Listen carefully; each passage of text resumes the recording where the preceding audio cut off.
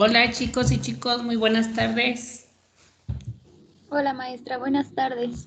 Hola mis niñas. Bueno, ya inicié la grabación.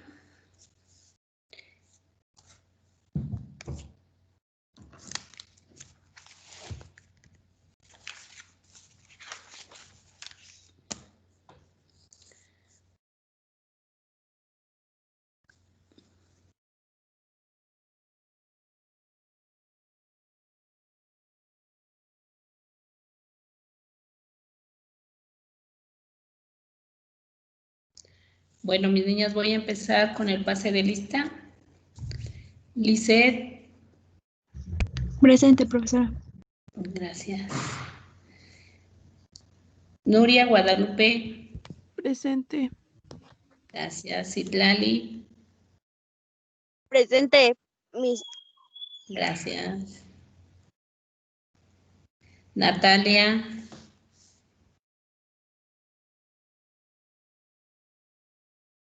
Miguel Ángel.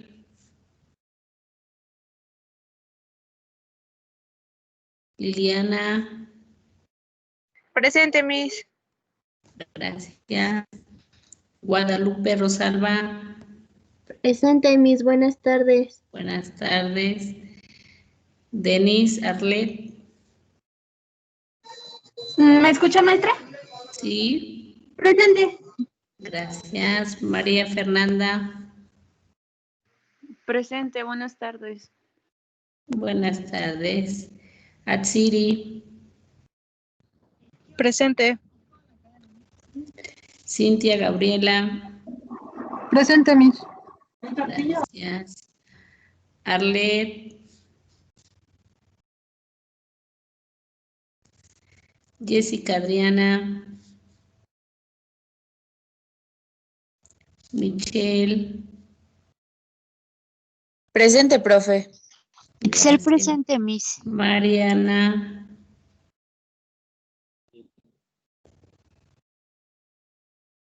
Erika. Presente, profesora. Mayra Rocío. Presente, Miss. Gracias. Nayeli Jocelyn. Presente, maestra. Gracias. Itzel. Presente, maestra. Gracias. Julio César.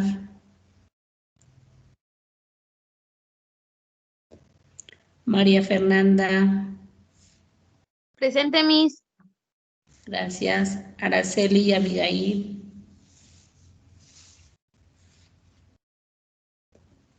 Saskia Dacia. Presente. Imperia Abigail. Presente. Jenny Anayansi. Presente, profesora. Gracias. Berenice. Diana Isabel. Presente, Miss. Gracias.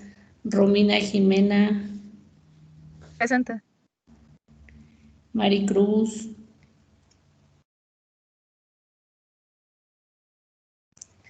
Lilia Marlene.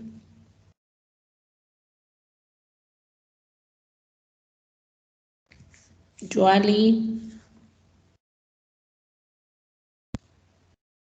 Dulce Elizabeth. Presente, profesora. Gracias. Erika Janet.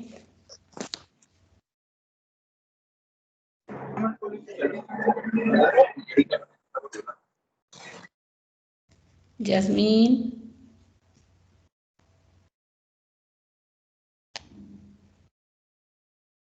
Patricia.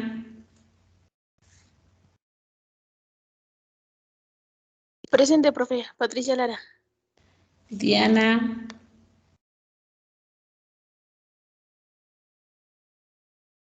Yesenia. Presente, profesora, buenas tardes. Buenas tardes. Adriana Abigail. Presente. Celia Guadalupe. Presente, profesora. Natalia de Los Ángeles. Presente, maestra, buenas tardes. Buenas tardes. Verónica. Presente, maestra. Gracias, Fátima. Presente, Miss. Gracias, Estefanía. Presente, maestra. Gracias, Karina Aiko. Presente. Gracias. Presente, Miss. Pamela Aline. Presente, Miss. Gracias. Diana.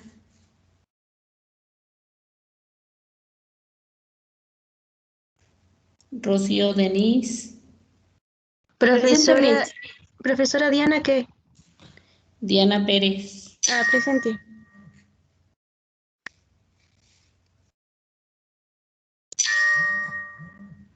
Rocío Denise. Presente, Miss. Gracias. Sara Alicia. Buenas tardes, ¿me escucha? Sí.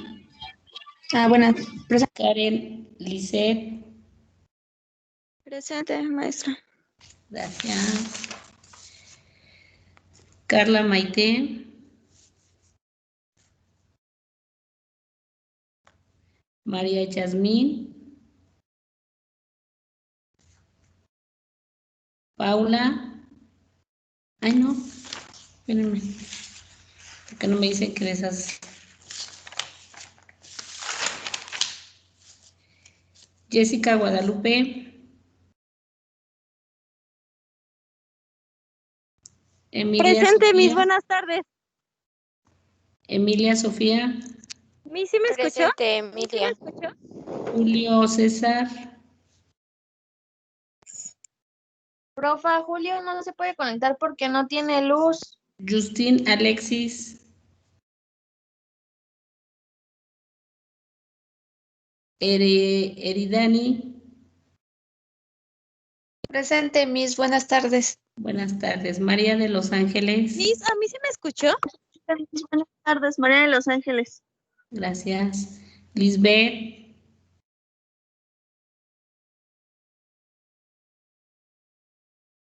Lisbeth, ¿qué, profesora? Perdón.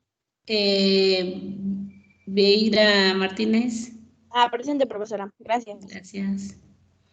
Cintia Lorena.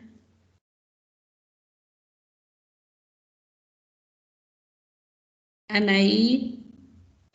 Presente, maestra. Buenas tardes. Buenas tardes. Vicent David. Vincent, presente. Gracias. Abril.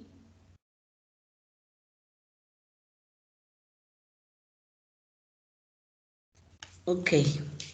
Ahora sí me pueden decir quiénes son las que faltan, por favor. Corona. Hernández. Corona. Miss, disculpe, ¿a mí sí me escuchó?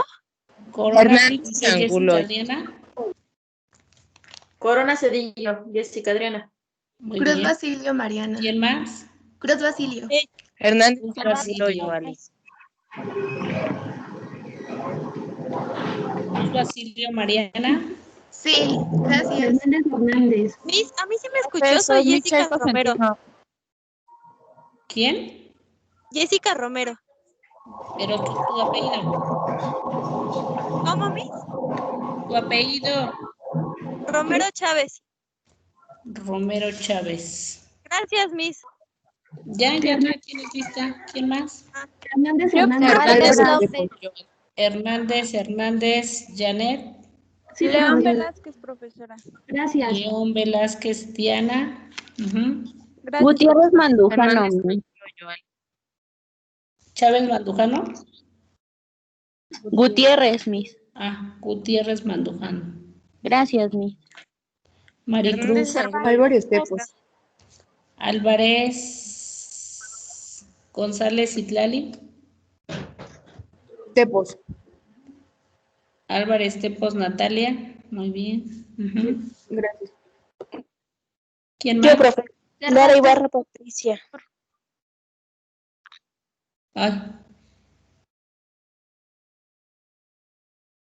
¿Quién, perdón? Lara Ibarra. Es que le respondí después de tiempo. Perdón. Lara Ibarra, pero ya tienes lista asistencia. Vale, gracias. Sí. ¿Cosentino sí me escuchó? ¿Quién? ¿Cosentino sí me escuchó? ¿Josentino?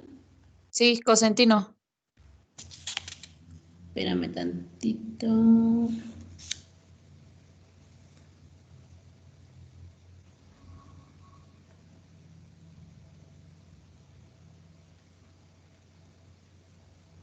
¿Cuál es tu nombre? Michelle Cosentino Vázquez. Constantino Vázquez Michelle. Ya, tienes lista, mi niña.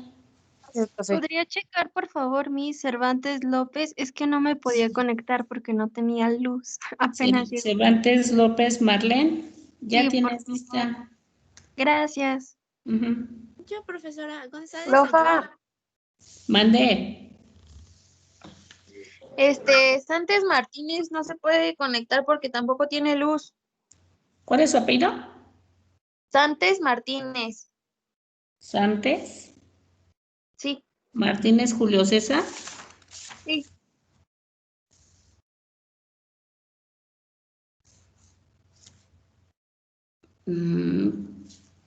Pero no se puede conectar en nada. No, es que de hecho yo le marqué por lo mismo de que había pasado lista y no se escuchó. Y me comentó que no tenía luz. Entonces nada más en cuanto llegue yo creo se conecta. Bueno, dile que le voy a poner pendiente, por favor. Que en Sí, cuanto se gracias. conecte, pues que nos avise. Por favor, Marlene. Ok. Ujú. ¿Quién Maestra más? Hernández Angulo. Hernández. Joali. Sí, por favor. Listo. Gracias. Solís Carvajal, buenas tardes. ¿Quién? Solís Carvajal, maestra. Solís Carvajal.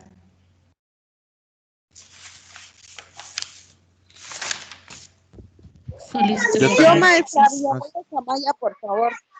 Sí.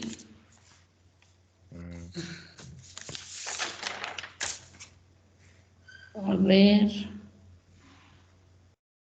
Ya tienes tu asistencia. Cervantes López también ya tiene su asistencia. Levanten la manita, Yo, por profesora. favor. Profesora. González Martínez. Bárcenas también, maestra. Hernández Torralba tiene asistencia. Lo que pasa es que creo que no se escucha su micrófono. Sí, ya. Hernández Torralba. Yasmín ya tiene asistencia. Berenice ya. Gracias. ¿Ya me Cruz escucho? Basilio. Mariana también ya tiene asistencia. Levanten la mano, por favor, para que los vean. Maestra, a mí no me Heredia pide- Dávila, por favor. Levanten su manita para que los vea mejor, porque si no. García Aguilar Araceli Abigail. Yo, ¿Ya estás? profesora. Gracias. Ajá. Miguel Ángel Bárcenas. Bárcenas Miguel Ángel, listo, ya estás. ¿Quién Gracias, más? González Garduño. Ayusta. Berenice, ya estás. ¿Quién más, mis niños? Heredia Dávila, por favor. Heredia Dávila.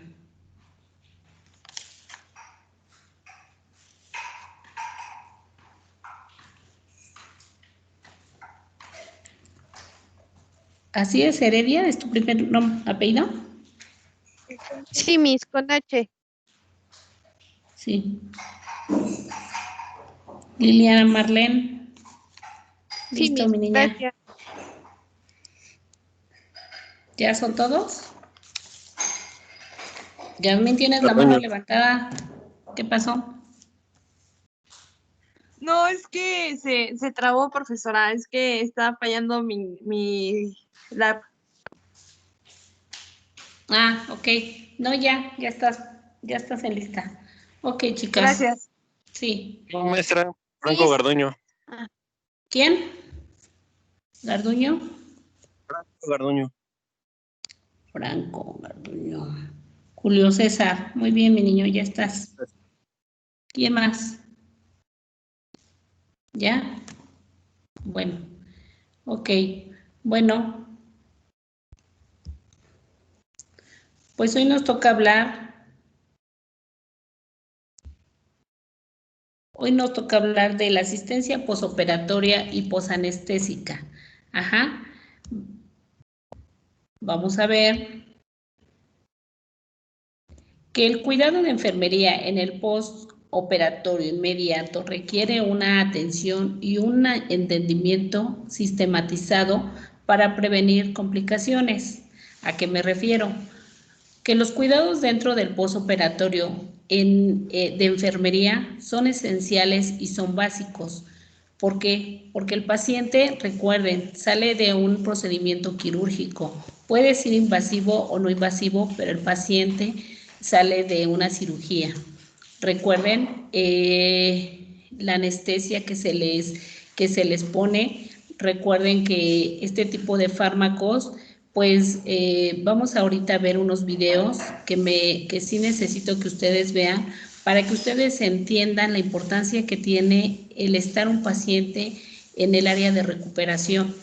Esta área, bien dijese, que son en las primeras horas, desde que sale el paciente del área del transoperatorio a las 24 horas antes de su recuperación. Entonces, este proceso, desde que el paciente sale del transoperatorio es muy, muy importante porque mucho está de nosotros, de que el paciente se recupere gracias a nuestra atención y gracias a nuestra ejecución de los procedimientos que se le están brindando. Y les voy a explicar más adelante de que veamos este tipo de anestesia para que se den cuenta lo importante que es que un paciente salga del trans. Como objetivo principal tenemos que es caracterizar el cuidado ofrecido al paciente en el posoperatorio inmediato, identificar los cuidados que el enfermero le da al paciente y correlacionar las dificultades de los enfermeros con la utilización de la sistematización de la asistencia de enfermería, lograr el restablecimiento de todas las funciones, favorecer la integración del paciente en su entorno. ¿Por qué decimos que lograr el restablecimiento de todas las funciones? Porque gracias a nuestras intervenciones y al manejo que nosotros le demos al paciente, es como el paciente se va a recuperar satisfactoriamente para que él empiece a tener una vida, su vida cotidiana o su vida activa. Ajá. Entonces, ¿hasta aquí hay alguna pregunta, chicos y chicas? Ahorita se van a dar cuenta la importancia que tienen este tipo de pacientes al llegar al área de recuperación.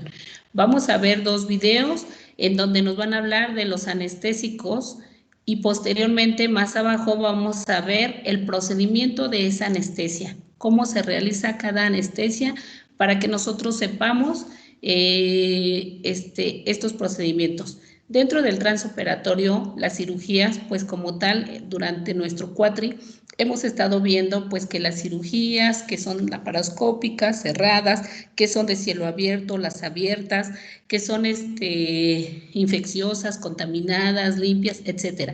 Pero bueno, ahora nos vamos a abarcar un poquito de lo que es el área de recuperación para ver cómo salen estos pacientes y el por qué salen de esa forma y por qué es la importancia que nosotros debemos de darle a este tipo de pacientes. ¿Les parece, chicas? Sí, maestra, gracias. Sí, Miss. Sí, maestra. Profesora, gracias. Ok, mis amores.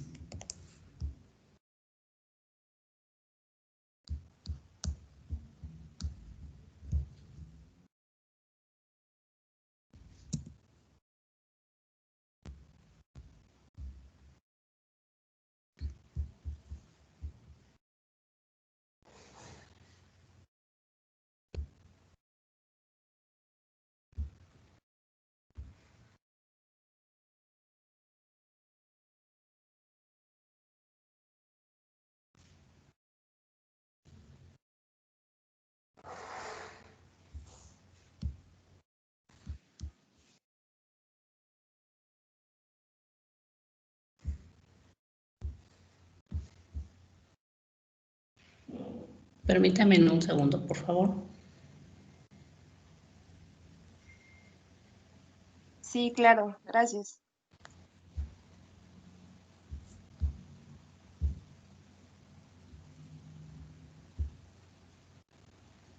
¿Sí se ve? Sí, profesora. Sí, maestra. Ok. Sí, Miss. Prescripcionenfermera.com.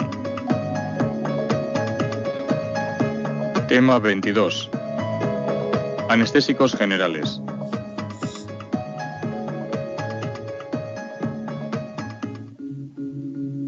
Los anestésicos generales son un grupo de sustancias estructuralmente diferentes entre sí, pero que tienen en común la capacidad de inducir un estado de comportamiento llamado anestesia general, que permite la realización de intervenciones quirúrgicas u otros procedimientos agresivos. La anestesia general, en un sentido amplio, se puede definir como un estado de depresión del sistema nervioso central, inducido por fármacos, que conlleva un estado reversible de pérdida de conciencia y bloqueo de la reactividad ante estímulos dolorosos. Sin embargo, esta definición no es del todo completa, ya que con una anestesia general, además de la pérdida de conciencia y la insensibilidad al dolor, se buscan además otros efectos tales como el bloqueo de reflejos somáticos y vegetativos, la amnesia y la inmovilización.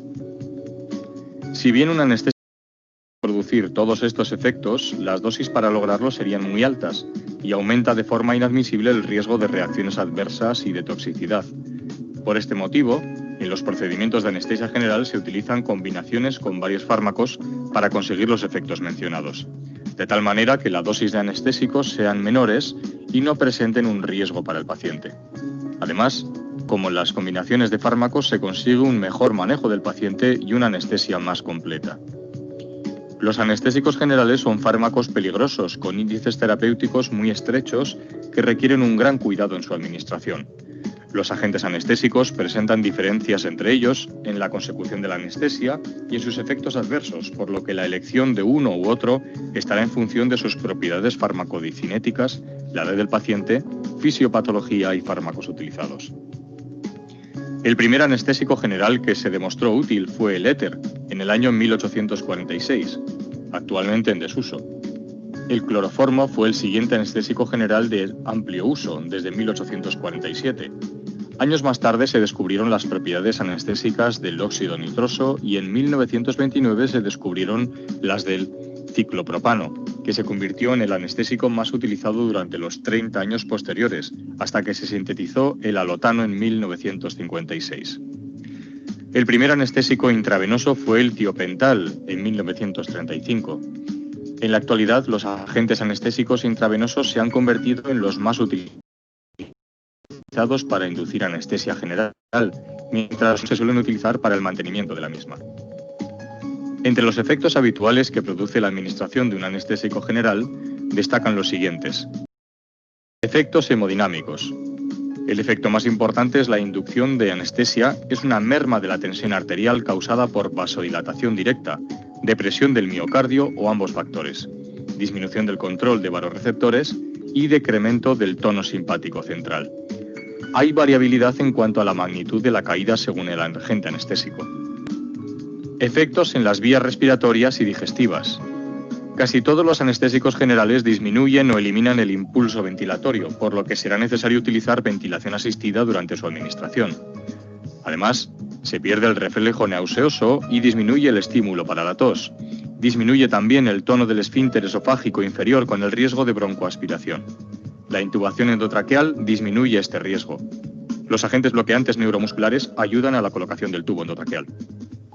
Hipotermia. Además de factores como la temperatura ambiente, la exposición de cavidades corporales o el uso de soluciones intravenosas frías, los anestésicos generales causan hipotermia por la vasodilatación generalizada y disminución de la temperatura central. Además, disminuye el metabolismo y el consumo de oxígeno, con lo que se aminora la producción de calor. Así, un objetivo importante durante la anestesia es evitar la hipovolemia. Náuseas y vómitos, especialmente en el postoperatorio. Otros efectos que suelen aparecer al recuperar la conciencia incluyen hipertensión y taquicardia por recuperación del tono simpático y activación por el dolor. Puede surgir en ocasiones isquemia de miocardio y signos neurológicos. También pueden aparecer obstrucción de las vías respiratorias por efecto residual del anestésico y disminución parcial de conciencia. El control del dolor en el postoperatorio puede resultar en ocasiones complicado. Se verá con más detalle en el apartado de analgesia. Tradicionalmente, se ha utilizado para valorar la instauración de la anestesia las fases diferenciadoras de inducción de la anestesia tras administración de éter etílico que clasifican la depresión del sistema nervioso central en 4 etapas. Etapa 1. Desde el comienzo de la anestesia hasta la pérdida de conciencia. Etapa 2 o excitación. Desde la pérdida de conciencia hay un aumento de la actividad del sistema nervioso central por bloqueo de las neuronas inhibidoras. Etapa 3 o anestesia quirúrgica. Etapa ideal de consecución de la anestesia. Se estructura en 4 planos. Plano primero, se produce inhibición de los reflejos conjuntivales de deglución y faringeos. Plano 2, relajación de la musculatura estriada y reflejo laríngeo. Plano 3, disminución de la actividad intercostal, de la amplitud de la respiración y del reflejo de la exposición a la luz. Plano 4, parálisis de la actividad intercostal y contracciones diafragmáticas, dilatación pupilar amplia. Etapa 4 o parálisis vulvar, coma y muerte, común a todos los anestésicos generales. Sin embargo, la mayoría de los anestésicos generales actuales no siguen el esquema descrito. Hoy en día las técnicas de monitorización permiten un control más exhaustivo del paciente y la variación de dosis sin riesgo vital, por lo que en la actualidad pueden definirse 3 fases de las anestesias generales. Fase de inducción, que conduce a la pérdida de conciencia por la administración de anestésicos de acción rápida y efecto breve. Fase de mantenimiento, intravenosa o inhalatoria. Y fase del despertar, la retirada del fármaco. El mecanismo de acción de los anestésicos generales no está todavía completamente dilucidado, ya que los procesos sobre los que influyen están mediados por numerosos centros y estructuras, así como por una gran variedad de sistemas de neurotransmisión. Este aspecto, unido a la gran variedad de anestésicos y sus diferentes estructuras químicas, hace difícil encontrar un punto en común de acción de todos ellos.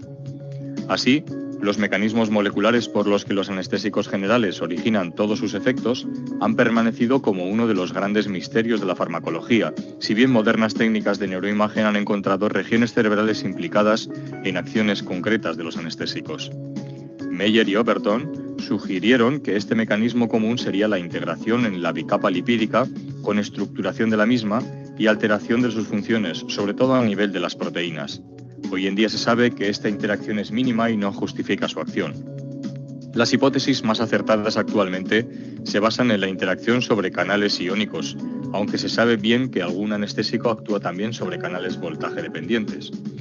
La mayoría de los anestésicos actúan a través de los receptores GABA-A y algunos a través de receptores NMDA. Los anestésicos generales se clasifican en intravenosos, tiopental, propofol, ketamina y etomidato, e inhalatorios, alotano, enflurano, isoflurano y óxido nitroso. Anestésicos generales intravenosos. El tiopental sódico es un barbitúrico de acción ultracorta y rápida, cuyos efectos anestésicos se deben a su alta liposolubilidad. El mecanismo de acción es la interacción con el GABA, aumentando su efecto inhibidor central.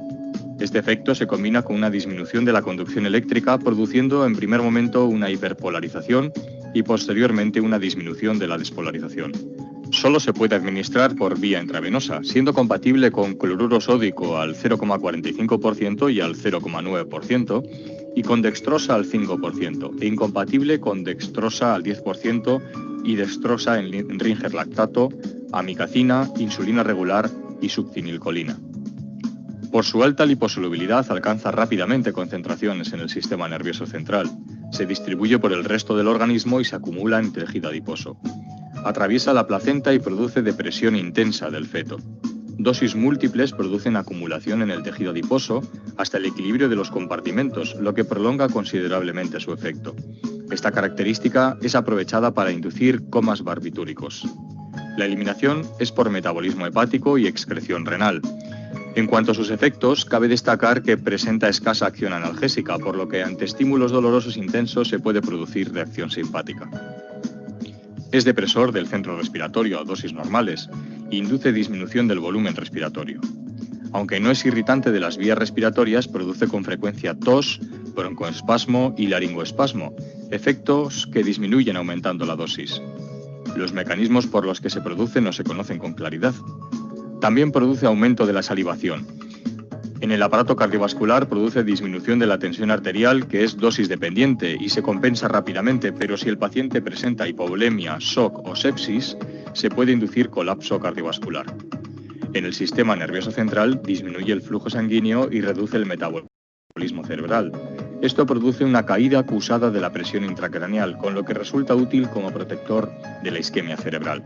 También disminuye la presión intraocular. Como todos los barbitúricos, es un eficaz anticonvulsivo y no suele producir reacciones de hipersensibilidad. El midazolam es una benzodiazepina de acción corta que se une al receptor benzodiazepínico sobre el sitio GABA neuroespecífico con el sistema nervioso central. El midazolam produce un efecto rápido y de corta duración debido a su rápido metabolismo.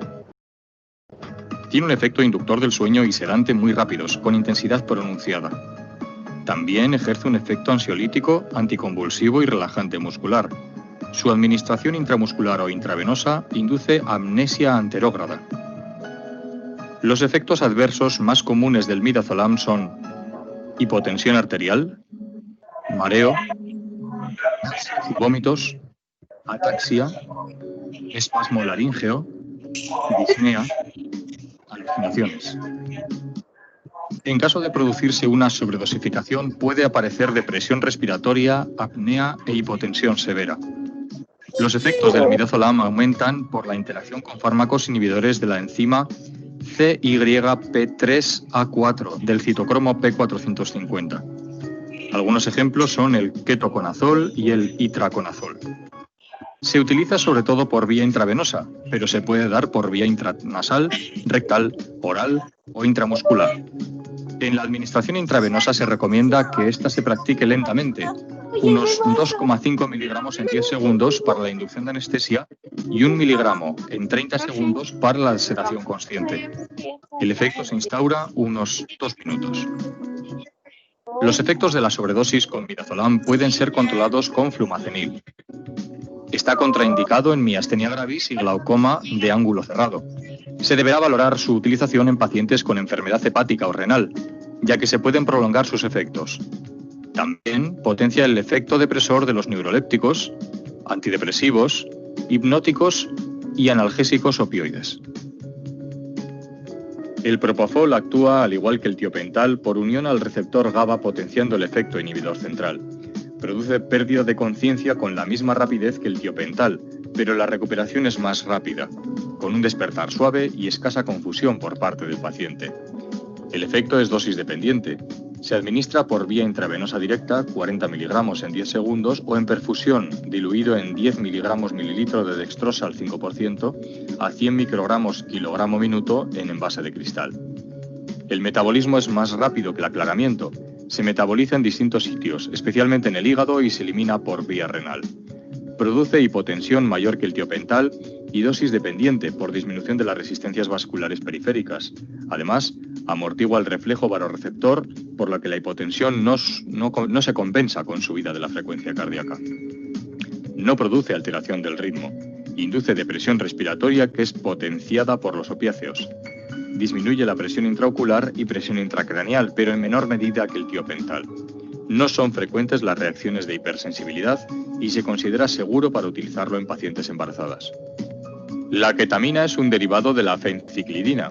En ocasiones se ha utilizado como droga de abuso. Se administra por vía intravenosa diluido en dextrosa al 5% o cloruro sódico al 0,9%, pero puede administrarse por vía intramuscular, oral y rectal. Su unión a proteínas es menor que otros anestésicos. Se metaboliza en el hígado, a norketamina, y se elimina por riñón y bilis. Induce sedación, inmovilidad, amnesia y analgesia notable. Tanto la analgesia como la amnesia son muy rápidas, pudiendo durar tras una dosis 40 minutos la analgesia y hasta 2 horas la amnesia. Al tipo de anestesia que induce se le ha llamado anestesia disociativa, ya que origina un estado hipnótico distinto al de otros anestésicos. Los pacientes tienen una profunda analgesia, no responden a órdenes y tienen amnesia, pero pueden permanecer con los ojos abiertos, mover los miembros de manera involuntaria y mantener la respiración espontánea. En ocasiones se acompaña de nistagmo con dilatación pupilar, salivación y o lagrimeo, y pueden aparecer aumento de tono muscular, movimientos indefinidos y aumento de la respuesta a reflejos. Es recomendable un ambiente silencioso y tranquilo durante su utilización. No afecta la actividad respiratoria. Se produce ligera disminución del reflejo de la tos, pero el reflejo laríngeo está conservado. A diferencia de los anteriores, aumenta el flujo sanguíneo encefálico y la presión intracraneal con mínima alteración del metabolismo cerebral. También aumenta la presión intraocular. Aumenta la presión arterial, la frecuencia y el gasto cardíaco, al parecer por un aumento de la actividad simpática, por lo que es útil en pacientes con riesgo de hipotensión durante la anestesia. Sin embargo, al incrementar el consumo de oxígeno miocárdico, no está indicado en pacientes con isquemia. Es un potente broncodilatador, por lo que resulta adecuado para pacientes con riesgo de broncoespasmo durante la intervención.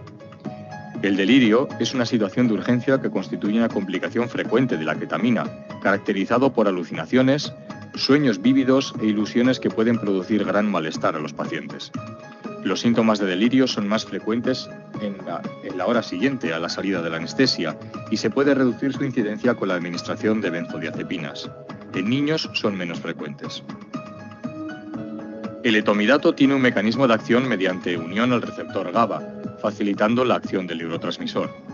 Es un buen hipnótico de rápido comienzo de acción, pero la duración de la acción es breve por su rápida distribución. El metabolismo ocurre en el hígado y la excreción es renal y biliar. Presenta alta unión a proteínas plasmáticas, pero menor que el tiopental y el propofol.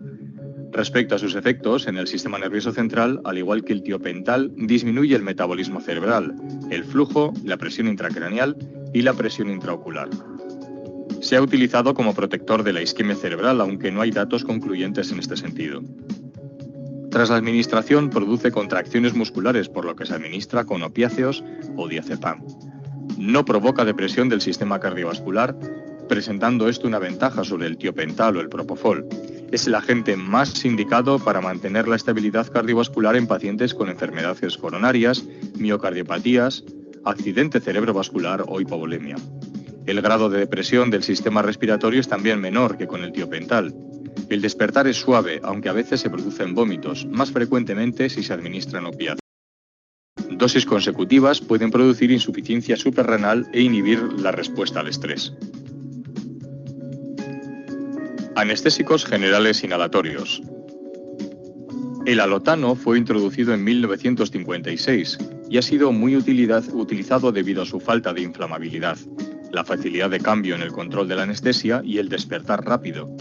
Sin embargo, sus efectos adversos y la aparición de otros fármacos más modernos con mejor perfil ha relegado su uso en la actualidad. No obstante, sigue siendo el anestésico de comparación con los demás. Produce una inducción relativamente lenta, se acumula durante la administración prolongada, por lo que la recuperación está en función de la duración de su uso. El 60-80% se elimina por vía respiratoria sin cambios. Del resto, el 50% se metaboliza en el hígado por oxidación por el citocromo P450. El resto y los metabolitos se eliminan por la orina.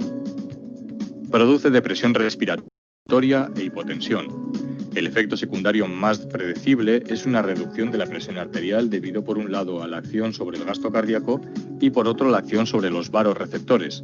Por eso no se asocia con taquicardia. Es dependiente de la dosis, por lo que la profundidad de la anestesia se puede valorar por la presión arterial. Produce disminución de la contracción cardíaca por disminución del calcio intracelular. Tras la administración constante, esta disminución desaparece.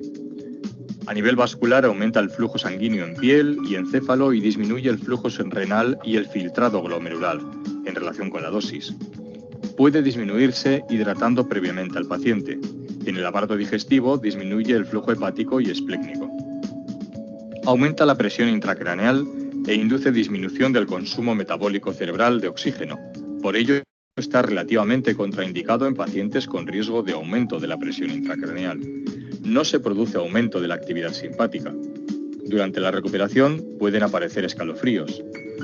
Produce escasa relajación muscular, pero presenta efectos sinérgicos con los bloqueantes neuromusculares, aumentando la duración del efecto de estos. Las reacciones adversas que han condicionado la disminución de su uso han sido, por un lado, la relación entre la administración del alotano y la aparición de alteración hepática.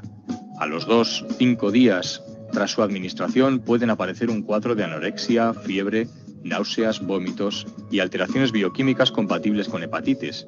Se denomina hepatitis inducida por alotano. Es más frecuente tras varias exposiciones y se debe a la producción de un metabolito tóxico que en grandes cantidades produce una reacción inmunitaria responsable del cuadro y, por otro, que puede producir una reacción hipermetabólica del músculo estriado, desarrollando un cuadro llamado hipertermia maligna que cursa con un aumento de temperatura y un aumento masivo del consumo de oxígeno, que si no se trata de forma rápida puede ser mortal.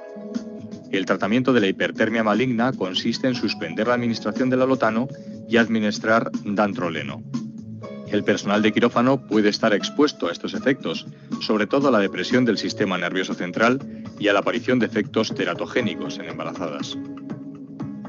El enflurano se utiliza para la inducción y mantenimiento rápido de la anestesia, especialmente para mantenimiento, ya que la inducción y la recuperación son lentas. Se metaboliza en el hígado dando lugar a fluoruro. Cuando se toma isoniazida, las concentraciones de fluoruro son muy altas en suero, pudiendo representar un grave riesgo para el paciente. Presenta efectos similares al alotano, hipotensión con disminución de la actividad simpática, pero a diferencia de este, no produce bradicardia. La depresión respiratoria está en relación con la dosis. Es un eficaz broncodilatador. Dosis altas o en situaciones de hiperventilación producen actividad muscular tónico-clónica, pudiendo desarrollar cuadros convulsivos. Aumenta el flujo sanguíneo cerebral y la presión intracraneal.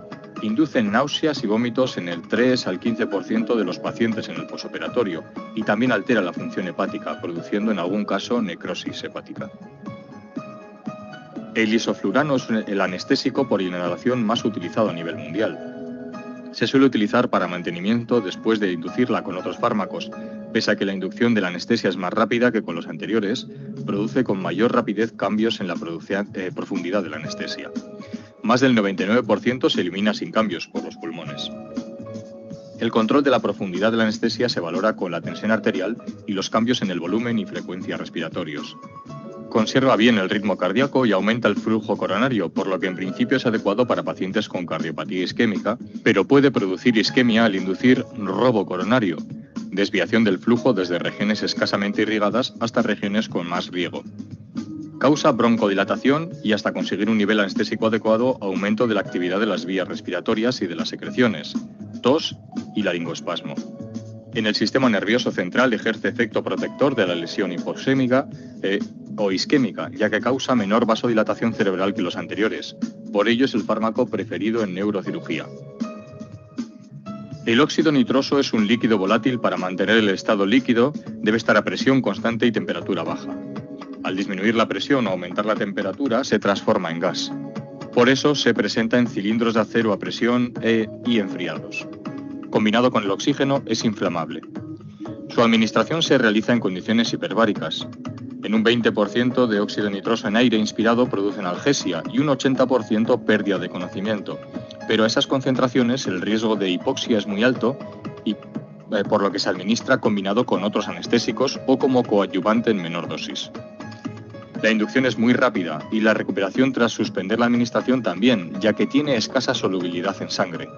Es casi completamente eliminado por los pulmones sin cambios.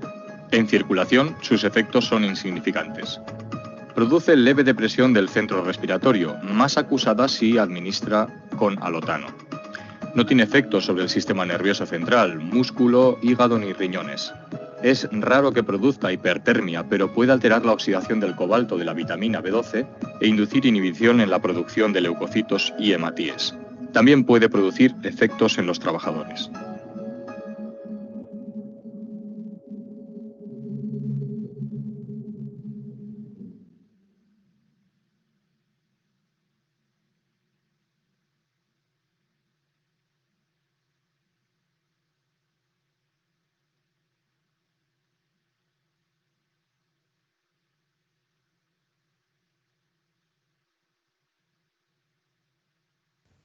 Bueno, chicas y chicos, ¿cómo vieron este video?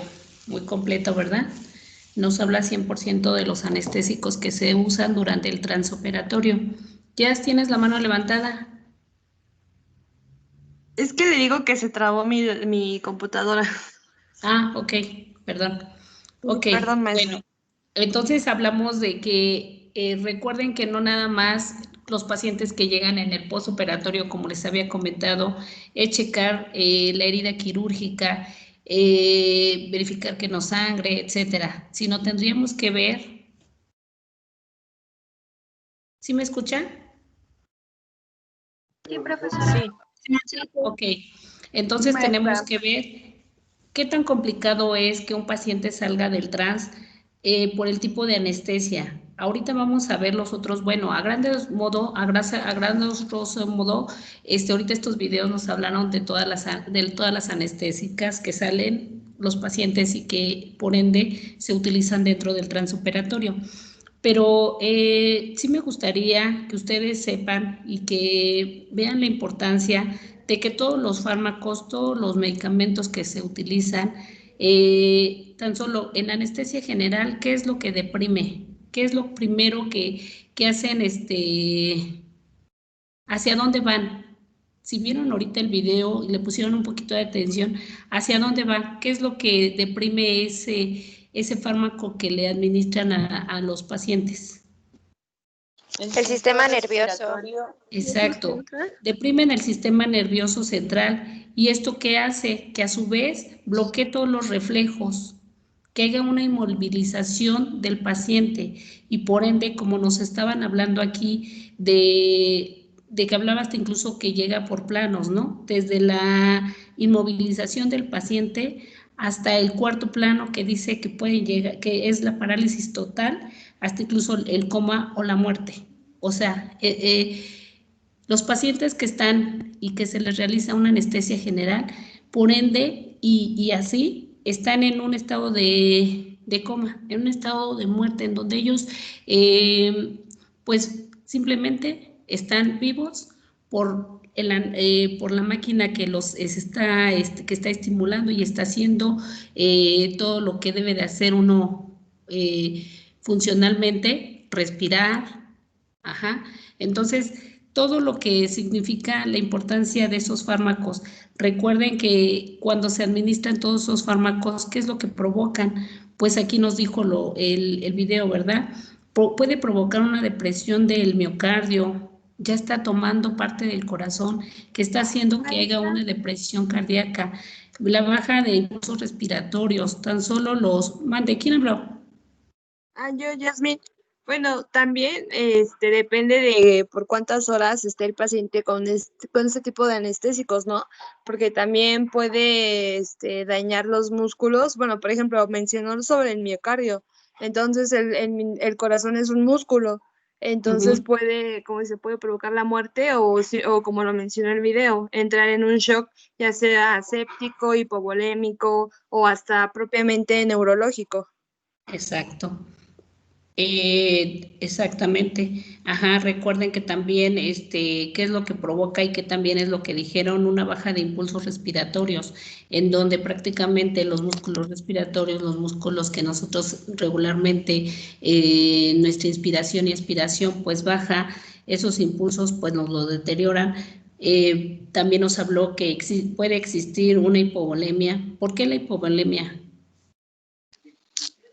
Porque causa depresión hemodinámica. Exacto. Del gasto cardíaco. Exacto.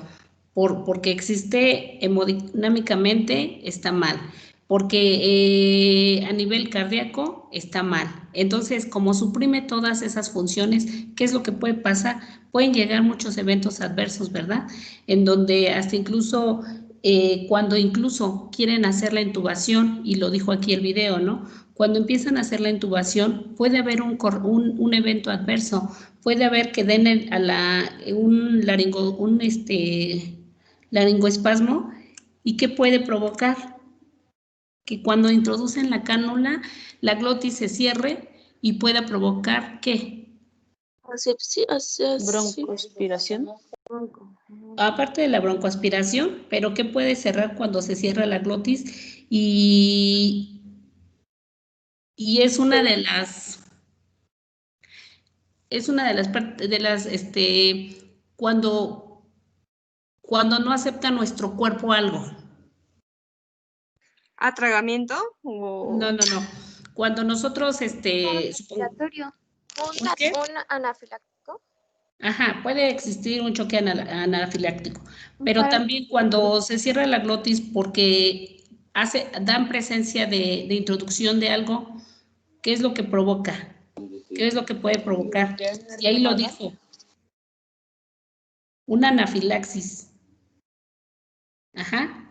¿Qué quiere decir esto? Reacción alérgica al tubo, reacción alérgica al laringo. Entonces, por ende se cierra y por eso nos dice, ¿mande?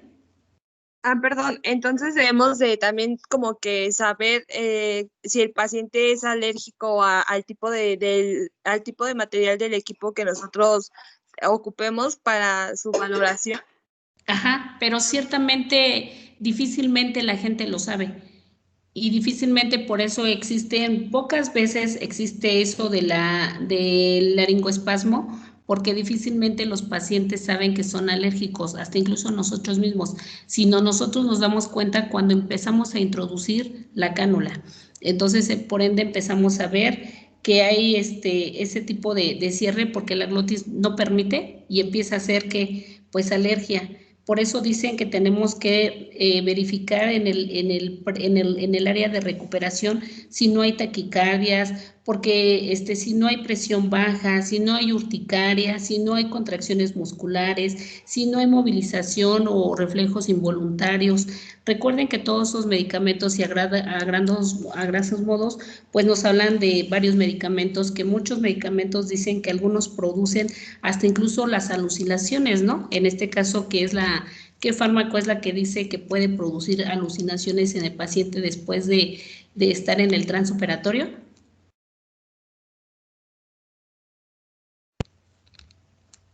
¿No? Bueno, pues es la ketamina. La ketamina es uno de los fármacos que son muy, muy ricos porque no provocan casi sintomatología, no provocan daño. Recuerden que varios de los fármacos que escuchamos ahí, pues te van y te provocan daño en el hígado, te provocan daño en el riñón y lo vimos ahí en el video. Pero la ketamina estaban hablando que es uno de los fármacos que son muy, muy enriquecedores, muy, muy, muy buenos, pero dicen que también, pues este es uno de los fármacos que produce eventos adversos después de tiempo. Entonces, por eso mismo y por ende, nosotros cuando están los pacientes en recuperación tenemos que estar alerta a todo lo que esté pasando dentro de esas primeras horas que sale el paciente. Me estaban diciendo que también puede provocar los broncoespasmos. Pues sí. ¿Por qué? ¿Por qué existen los broncoespasmos, chicas?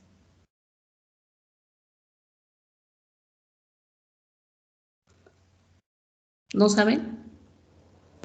Pues porque el conducto, más bien porque los alvéolos reducen su capacidad y no tienen Porque el bronquio cuando se expande puede entrar más aire de lo que regularmente pasa y por eso se puede broncoaspirar. ¿Mande? Es que mi computadora se está fallando, pero ya me escucho. No sé si me escucharon a lo que mencionó maestra. No te escuchamos, mi niña. Es que usted mencionó que queda un broncoespasmo, ¿no? Entonces es como usted lo había dicho, es una obstrucción o una contracción de las vías respiratorias por el músculo bronquial que afecta a los pulmones, porque yo estaba leyendo, porque precisamente este es el tema de nuestro equipo y esto impide que tenga una respiración normal el paciente. Exacto. Entonces, es muy importante que nosotros en el área de recuperación chequemos todos estos tipos de eventos que pueden surgir dentro de esas primeras horas después de que salga el paciente en el transoperatorio. Entonces, recuerden, no es tanto y tan así como que de lo que es operado el paciente, sino del procedimiento que se le realizó, que fue invasivo o no invasivo, hasta incluso puede ser un procedimiento no invasivo, no sé, un retiro de algo, pero el paciente entró muy alterado, el paciente está muy preocupado, el paciente no acepta anestesia local, el paciente está muy alterado y deciden en ese momento ponerle anestesia general, ¿no? Entonces, recuerden, el procedimiento a lo mejor no es invasivo, probablemente es un retiro de un material, ¿no? De unos clavos centromedulares, ¿no? Hablando de ortopedia. Y pues no necesitaba tanto, pero el paciente bajo las condiciones en las que está, el anestesiólogo decide realizarle una anestesia general. Bueno, entonces se dan cuenta la importancia que es verificar la cirugía del paciente, pero también verificar el tipo de anestesia que se le está realizando al paciente. Entonces, ¿vamos bien, chicas? ¿O nos regresamos? Maestra, yo tengo una duda. Sí. Entonces ya dependía, así como, bueno, yo lo entendí así, dependiendo del tipo de anestesia que se le da, bueno, que se le aplica al paciente y también depende de las horas del cual este paciente esté anestesiado, va a afectar las funciones dentro de sus órganos y también con eso deriva las complicaciones que pueda tener. Exacto. Todo va a Ok. influir las horas que esté dentro del transoperatorio. Influye la cirugía que se le realizó, la anestesia que se le está dando. Recuerden que la anestesia a lo mejor puede ser una anestesia general, pero con 2 horas de cirugía, más que suficiente. Y probablemente no tenga ningún daño colateral, puesto que fue muy poquito tiempo. Ajá. Pero también tenemos que checar la otra parte, que si son cirugías que duran más de 3, 4, 5 horas, pues recuerden que cada hora los anestésicos tienen que estarse administrando por vía intravenosa. Recuerden que solamente la mascarilla pues sirve para hacer la sedación, como la mascarilla que les ponen al principio. Al ratito, más adelante, vamos a ver ya el procedimiento de cómo se realizan estos anestésicos, local, intravenoso, general, para que ustedes se den una mayor idea de cómo son estos procedimientos y se den cuenta de la importancia. También incluso, y algo bien importante, chicas, y esto sí me gustaría que ustedes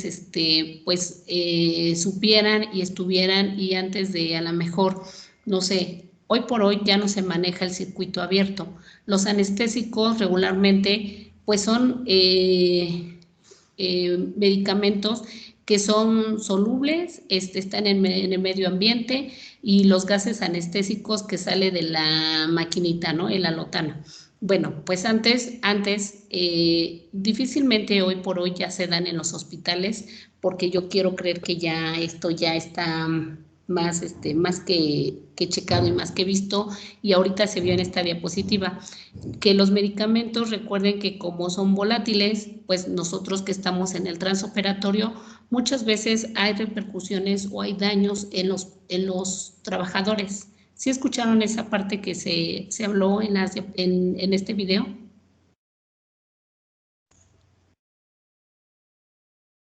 Chicas.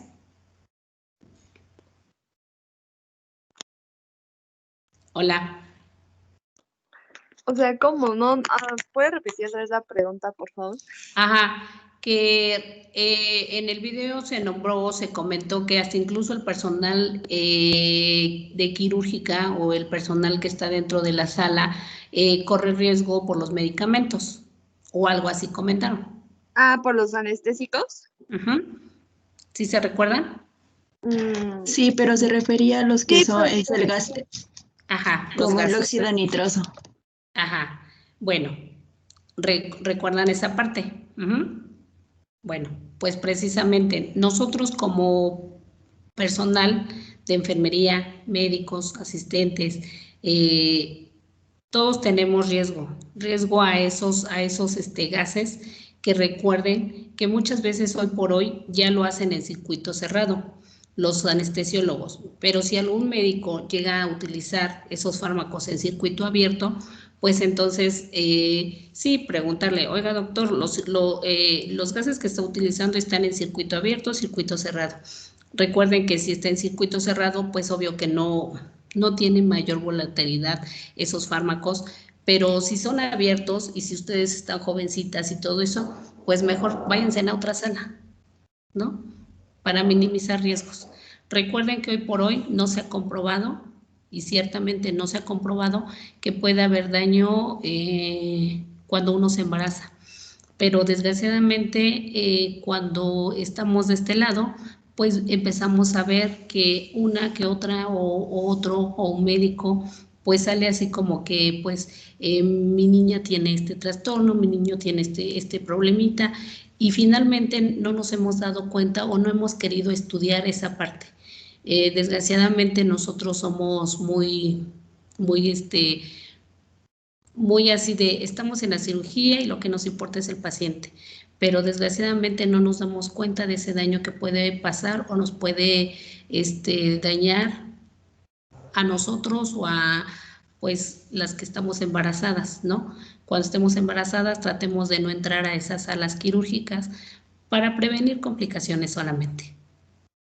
¿Correcto, chicas? Sí, profesora, gracias. Ok. Maestra. Esto Yo no difícilmente entiendo alguien eso. se los va a decir porque difícilmente... ¿Mande? Yo no entiendo eso de circuito abierto y circuito cerrado. Es que en las bombas, en las máquinas de anestesia, ellos manejan esos circuitos, en donde esos gases se van por el interior de la máquina de anestesia y se van hacia las tuberías. Si ellos lo abren, pues es circuito abierto y pues difícilmente los medicamentos pues sí se van hacia la tubería, pero pues también como nacen bien el circuito cerrado, pues también están volátiles, porque recuerden que pues es vapor, son medicamentos volátiles. Ajá. Ok. Hoy por que hoy. los puede inhalar el personal. Ajá, nosotros, el personal, todo el mundo que esté ahí en esa sala. Entonces, si nosotras estamos embarazadas, mejor no nos metemos. ¿Sales? Okay. Gracias, maestra. Mejor pedimos cambio a otro servicio o cualquier cosa. Yo se los digo como consejo, esto difícilmente lo van a escuchar de alguien porque les van a decir, ay, no, estás loquita, ¿no? Los medicamentos no hacen nada. Todo fármaco hace daño, chicas, todo. Entonces, pues, ustedes chequen, ustedes véanlo y pues ustedes, pues se los dejo a su criterio. Este video que les puse, pues, se dan cuenta es complejo, es bueno, está bien estructurado, y pues nos habla esa parte, ¿no? De que los trabajadores también corremos riesgo. Y efectivamente, y tal vez se los dijo por experiencia o no experiencia, porque yo ya lo he vivido, no sé. Entonces, yo se los digo para que ustedes estén, yo soy mis alumnas y como tal, pues yo tengo que darles todas las armas, se las estoy dando, pero también les estoy dando mis consejos, pobres consejos, pero se los estoy dando, chicas. Ahí ustedes saben si el día de mañana, no lo digo que mañana, ¿verdad? Sino lo digo el día más adelante, que ustedes ya sean enfermeras, pues ustedes investiguen más, chequen más y si es efectivo lo que yo les digo, pues cuídense, ¿no? Sí, antes maestra, de gracias. Entonces, muchas gracias. No, mis y no niñas. son consejos, al contrario, gracias. Muy bien. Entonces, continuamos. Hablamos que el periodo postoperatorio inmediato, pues abarcan las primeras 24 horas después de la cirugía e incluye el tiempo en el que el cliente permanece en la sala de recuperación posanestésica. Este periodo se caracteriza por las alteraciones fisiológicas que son básicamente la inconsciencia, la depresión cardiorrespiratoria en el paciente que recibió anestesia general y ausencia de sensaciones y tono simpático en los que recibieron la anestesia regional, necesitando de observación continua y de cuidados específicos. Ajá. Pues bueno, aquí están hablando de los pacientes que se les hace una anestesia regional. Ahorita vamos a ver cuáles son esos procedimientos. Ajá. Recuerden que en esta diapositiva, pues si es regional, es un bloqueo en donde los pacientes probablemente se hayan bloqueado de la cintura hacia abajo. Entonces, si no hay esos reflejos, si no hay esa movilización, nosotros tenemos que hacerle ejercicios a estos pacientes para que ellos empiecen a tener esos estímulos, esos reflejos y empiecen a agarrar su actividad. Ajá. Porque recuerden que nosotros si dejamos al paciente ahí en esa camilla, que llegue el paciente, decimos, es un bloqueo, es una anestesia general, es una anestesia por bloqueo, pero si nosotros al paso del tiempo no nos damos cuenta que el paciente no siente nada en las piernas, pues nosotros tenemos que hacer una ejecución de procedimientos y entonces nosotros valoramos al paciente, vemos que no hay movilización de 1, 2, 40 minutos, nosotros empezamos a hacerle ejercicios, empezamos a estimular sus miembros inferiores para que empiece a haber estímulos y empiece a haber movimientos. Ajá. Pero bueno. Unidad de recuperación posanestésica. ¿Qué pasó, mi niña? ¿Sí es cierto que queda un dolor en la espalda como a nivel de las lumbares? Exacto. ¿Es cierto? Sí puede haber un dolor, puesto que te pinchan y si no te da, y si por suerte no te dan en la dura madre, pues está padre, pero si te llegan a dar, hasta incluso hay cefalea intensa. Entonces, por eso es importante que hasta incluso cuando se haga este tipo, ustedes regularmente y en la calle y coloquialmente lo conocen como la raquia, ¿no? Es que me hicieron la raquia, ¿no?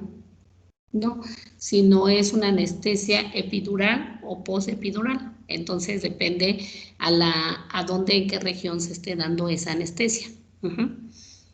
Y sí hay un poquito de dolor, mi niña hermosa. ¿Pero después de muchos años? Hasta incluso sienten como que, bueno, a mí no me ha pasado, ¿verdad? Pero hasta incluso dicen la gente que hasta incluso siempre se queda como que un malestar ahí, como que hay un nervio, a lo mejor ahí dieron a un nervio y por ende está ese dolor o ese malestar, pero se tiene que quitar. O a lo mejor haya ocurrido un evento adverso dentro del transoperatorio.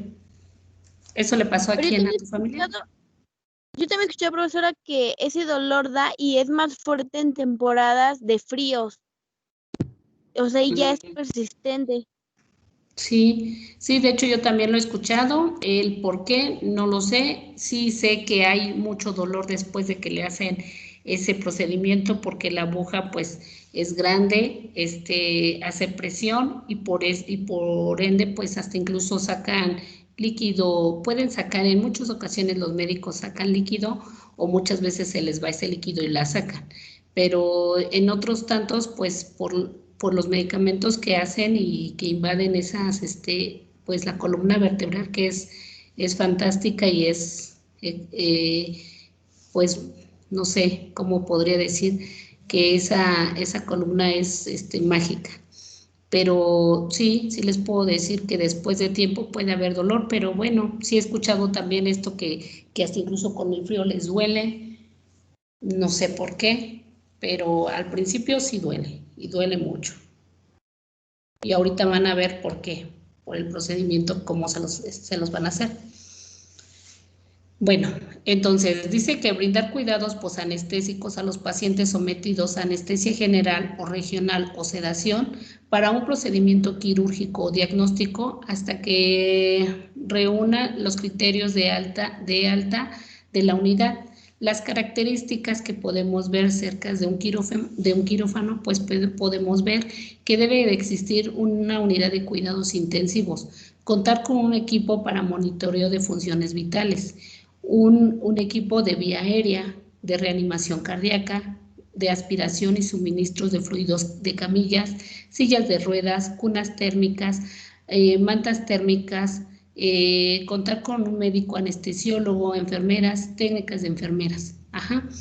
¿Por qué aquí regularmente decimos que técnicas de enfermería? Porque bueno, se supone que si un paciente sale del transoperatorio a un área de recuperación, pues no sale ciertamente como con tubos, con pues con un paciente que necesita asistencia ventilatoria, 100%. Si no es un paciente que sale pues grave, dentro de lo que cabe grave, pero funcional, que ya dentro del postoperatorio se esté complicando y empiece a haber deterioro del músculo respiratorios, que la saturación empiece a bajar, que la presión baje y todo eso, pues en ese momento se decide probablemente volver a entubar a ese paciente, probablemente se decide pedir interconsulta a unidad de cuidados intensivos y el paciente tiene que ser trasladado a esa área. ¿Por qué? Porque el paciente probablemente ya necesita asistencia ventilatoria. Ajá. Entonces ahí pues ya estamos hablando de otro servicio. Ajá. Pero por vía de mientras nosotros podemos estar manteniendo un paciente que sale del transoperatorio grave sin ninguna complicación y podemos sacarlo de ahí y pasarlo a lo mejor a su cama de hospitalización, pero después de unas 6, 7, 8 horas.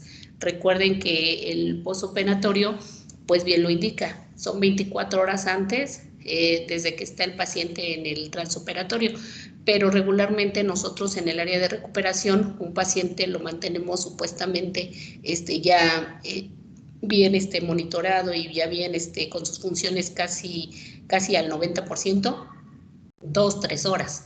Posteriormente de esas 2, 3 horas, pues entonces ya nosotros los damos de alta, bueno, los anestésicos, los médicos los dan de alta, pasan a su servicio y ahí en hospitalización se hace la recuperación inmediata. Ajá. Entonces, aquí en esta área, pues nosotros podemos mantener a este paciente para estabilizarlo. Si no lo estabilizamos y a pesar de todas las intervenciones que nosotros les estemos dando, el paciente empieza a deteriorarse, pues se vuelve a hacer la intubación y se pide la interconsulta. Ajá. Bueno, la evaluación integral del paciente, pues tenemos que verificar que el paciente en cuanto llega ahí al área de recuperación, tenemos que ver el nivel de conciencia, si el paciente viene consciente o está nada más alerta, la función respiratoria, qué tanto está saturando, qué tanto está ventilando el paciente por sí solo, el balance hídrico, checar cuántas pérdidas sensibles perdió dentro del transoperatorio para posteriormente nosotros en el postoperatorio brindarle ese balance hídrico y quedarse neutro. La temperatura, pues hay que vigilar que la temperatura no descienda, no baje, pero tampoco que suba. Por eso utilizamos pues los colchones térmicos. El reflejo nauseoso, recuerden que también ese es un impulso para que pueda provocarse un broncoespasmo, entonces tenemos que vigilar ese signo. El dolor, recuerden que un paciente que es posoperado puede llegar con mucho dolor si pasa las horas de anestesia y por ende el paciente pues puede tener mucho dolor. Tenemos que manejar ese dolor nosotros en recuperación. No podemos dejar un paciente con dolor, ya que recuerden que pueden llegar hasta chocarse. La herida operatoria tenemos que verificar después de que sale el paciente. Nosotros nuestra obligación es de volver a revisar esa herida. Así el paciente haya llegado del transoperatorio y se haya cubierto esa herida, nosotros tenemos que valorar esa herida. Ajá. Verificar que no esté sangrando más de lo que debe de sangrar, que no debe de salir líquido más de lo que debe de salirse, para que estemos conscientes de cómo llegó ese paciente. Los drenajes, tenemos que ser bien hábiles en los drenajes. Si nosotros nos entregan con pacientes con drenajes, sea cual sea el drenaje, tenemos que verificar que estén vacíos, porque ellos tienen en el transoperatorio, tuvieron que hacer su cierre. Debemos de verificar que ese drenaje esté sin nada de residuos. Ya nosotros en el postoperatorio empezaremos a estar vigilando esos drenajes constantemente. La perfusión y pérdida de líquidos, pues está reponiendo lo que el paciente probablemente aquí deseche, ajá, o que aquí deseche. Entonces aquí, esto es la importancia del postoperatorio. Vigilar todos estos pasos para que se le dé un cuidado integral al paciente. ¿Verdad que no es fácil estar en un área postoperatoria, chicas? Para nada. Ajá. No. Las complicaciones que puede causar un paciente ahí en el posoperatorio, como lo habíamos hablado, broncoespasmos, hipotensión, que puede haber un sangrado, hipotermia, alteración del estado emocional por los fármacos que ya vimos, que es lo que puede causar, las náuseas y el vómito. Entonces, si nosotros dentro de nuestra evaluación del paciente no valoramos todo lo que vimos atrás, pues estas complicaciones nos puede dar, y es así, en segundos, chicas. Ahorita el paciente se los pueden estar entregando, ustedes lo pueden acomodar bien en su cama, pero así como ustedes se den la vuelta, el paciente o ya se broncoaspiró o el paciente ya se está desangrando ahí en la camilla. Entonces, es bien importante que ustedes verifiquen esa evaluación del paciente para evitar todos estos, aunque esto se puede dar en el posoperatorio. Entonces, tenemos que verificar, pues como lo habíamos dicho, en la evaluación integral, el nivel de conciencia. Decimos que del 15 al 30% depende de la intervención. Los pacientes ancianos que se someten a una cirugía mayor se desarrollan un síndrome confuncional por causas como los efectos de los anestésicos, el dolor, las alteraciones, la oxigenación y los electrolitos, entre otras. La prevención de este síndrome funcional es muy importante, ya que la mortalidad de los pacientes es del 30%. Bueno, aquí en esta parte del nivel de conciencia tenemos que verificar, pues obvio, antes de nosotros hacer una valoración, pues tenemos que ver si es un niño, pues un pediátrico, si es un adulto joven, un adulto mayor, y si es un paciente senil. Todo esto nosotros nos va a dar la certeza de que estamos haciendo nuestra valoración buena. ¿En cuál me quedé? En este nivel de conciencia. Bueno, la función respiratoria, permítanme, bueno, ya no. La función respiratoria también tenemos que ver, es parte importante de nuestra valoración. En la cirugía mayor hay una disminución de la movilidad de la caja torácica. Recuerden en la posición en la que se puede encontrar el paciente. Esto conlleva microlapsos de bases pulmonares y disminución en la movilización de la mucosidad bronquial, empleando la oxigenación. Asimismo, el reflejo laringio puede estar disminuido en las personas mayores, contribuyendo al riesgo de la aspiración bronquial. Pues esto nos dice que la función respiratoria tal vez no se esté dando tanto por los fármacos, y nos están diciendo que también depende mucho por la postura, por las horas en las que el paciente está dentro del transoperatorio. ¿Verdad que todo influye? Sí, muchísimo. Todo influye. La función hemodinámica, pues aquí también nos dice que en los pacientes mayores la disminución de la capacidad de recuperación cardiovascular hace que en estos pacientes sean más fáciles la descompensación por sobre el esfuerzo tras la cirugía, y se existe también un mayor riesgo de hipotermia posquirúrgica. Bueno, pues aquí mismo lo dice, ¿verdad? Que aquí la función hemodinámica pues mucho influye de la recuperación del paciente, de las condiciones en las que haya entrado el paciente, y que probablemente o no pueda haber una descompensación. Todo depende de cómo haya entrado el paciente, estudiado o no estudiado. Recuerde que existen las cirugías de urgencias, de emergencias y las programadas, ¿verdad? El control del dolor, pues recuerden que nos vamos el control de EVA, que es la más cercana o la más viable para ver el dolor. Pues bueno, es un mal manejo del dolor. Un mal manejo del dolor contribuye a largos procesos de recuperación, aunque es cierto que los analgésicos pueden interrelacionar con otros fármacos constantemente o enfermedades asociadas. Negar el uso también tiene sus consecuencias graves. Si llegan a dejar a un paciente con dolor y que el paciente se esté queje y ustedes no darle algún fármaco, ¿qué síntomas le pueden alterar aparte del dolor? ¿La presión?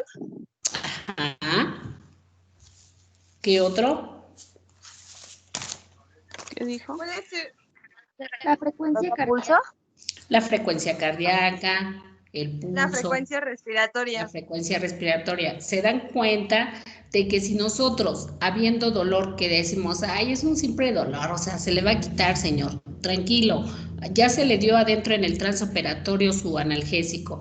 Tenemos que esperar hasta que haga efecto y ahorita que se vaya a su cama, tal vez ahí la enfermera le dé. Si nosotros le decimos eso, ¿se imaginan? El paciente, si hemodinámicamente ya lo habíamos estabilizado, se imagina si el paciente continúa con dolor, todos sus signos se van a alterar y va a empezar a ver que puede llegar hasta un choque, ¿no? Por dolor. Entonces, por favor, chicas, pacientes que estén que tengan oportunidad y que ustedes los tengan en su poder, por favor, si alguien les dice, señorita, tengo dolor, ustedes avisen para que no. Si les dicen, porque muchas de nosotras, y de verdad que hablo en general, pues somos muy dadas a que, señor, ya se le dio un analgésico, tranquilo, se le va a calmar, deje que le pase el efecto del fármaco. Y entonces nosotros no sabemos qué tanto está sufriendo esa persona, ¿no? Entonces hay que ser un poquito más conscientes con estas personas. Recordemos que siempre les he dicho, ¿no? Pensemos que siempre que estamos tomando a un paciente es como si tomáramos a un familiar de nosotros. Entonces nosotros siempre hay que hacer lo bueno y lo mejor de nosotras para poder ayudar a esos pacientes que no pueden hacer nada por ellos. Entonces, pues la prevención y detección de complicaciones tales como la trombosis embólica, la neumonía, síndromes confusionales, arritmias, insuficiencias cardíacas, úlceras por presión, infección de vías urinarias. Por ello es importante la movilización precoz y la retirada de soportes ventilatorios, catéteres y sondajes. Pues claro, recordemos que los pacientes, entre mayor les retiremos todos esos catéteres, las sondas, el soporte ventilatorio si es que llegan a tener dificultad respiratoria y todo eso, y entre mayor nosotros ayudemos a esos pacientes a que se les retire todos ese tipo de drenajes y de lo que tenga en su cuerpo, mucho mejor para evitar complicaciones. La trombosis, ¿cómo podemos evitar esa trombosis nosotros, chicas? Con ácido acetil salicílico. Ajá, ese es un fármaco de buena elección, pero también si es un paciente que ya está encamado, que no se puede mover, como lo decíamos aquí, ¿qué podemos ayudar para evitar trombos? Algunas medidas de comprensión. Exacto. Las heparinas. Si estamos nosotros en un hospital, pues ¿qué nos cuesta ir por unas benditas y darle un vendaje, ¿no? De miembros inferiores. ¿Qué nos cuesta, chicas? Nada, ¿verdad? Creo que hay que hacerlo también con humanismo y, como dice, la ética profesional, ¿no? Exacto. Entonces nosotros tenemos que ejercer nuestras convicciones dentro del hospital.